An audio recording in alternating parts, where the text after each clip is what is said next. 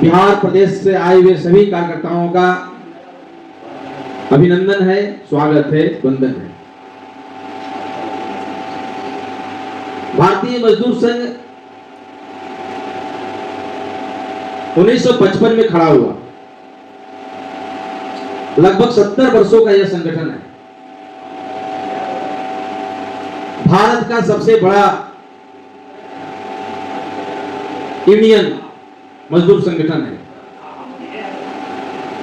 आज भारतीय मजदूर संघ के बारे में शायद ही कोई ऐसा संगठित क्षेत्र, असंगठित क्षेत्र के बंधु होंगे जो कहेंगे कि मैं नहीं जानता। सब भी जानते हैं और भारत की सरकारों को हिलाने का भी काम किया है कई बार। इमरजेंसी में इंदिरा गांधी की सरकार को हिलाने का काम किया भारतीय मजदूर संघ। कई मांगों को मंगवाया और वर्तमान में या अटल बिहारी वाजपेयी, स्वर्गीय अटल बिहारी वाजपेयी की सरकार में भी विरोध किया और मजदूरों के हित की बात की। भारतीय मजदूर संघ राजनीतिक संगठन नहीं है, एक मजदूर के हितों की बात करने वाला संगठन है। स्वर्गीय दत्तोपंत ठेंगड़ी जी ने संपूर्ण जीवन को समर्पित करके और इस संगठन को खड़ा किया।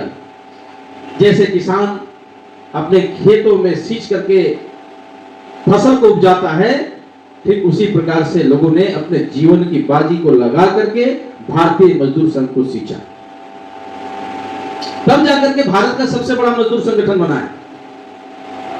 एक समय मजदूर यूनियनों के बीच में सिर्फ राष्ट्र विरोधी बातें हुआ करती थी, आंदोलन की बातें हुआ करती थी, देश विरोधी बातें हुआ करती थी और समाज को लड़ाने की बात होती थी।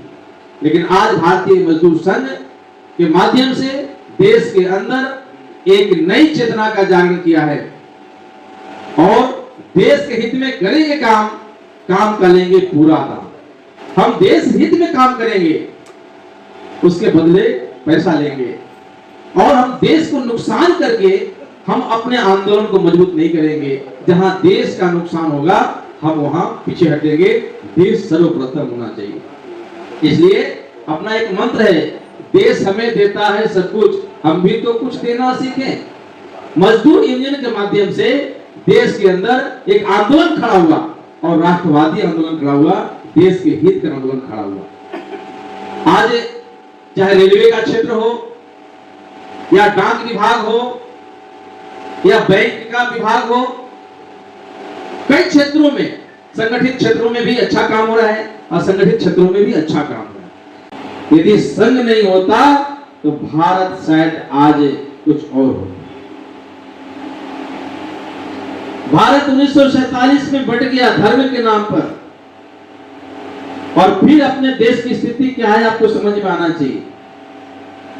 इस देश के अंदर और राष्ट्रीय विचार को लेकर चलने वाले की संख्या कम नहीं है।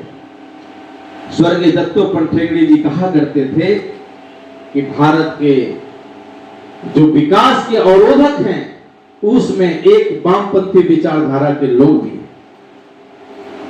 आज वामपंथी विचारधारा, कम्युनिस्ट विचारधारा को चुनौती देने का काम यदि किसी ने किया है तो भारतीय मजदूर संघ ने किया है। जंगल से लेकर के और दिल्ली तक, गांव से लेकर दिल्ली तक काम किया है।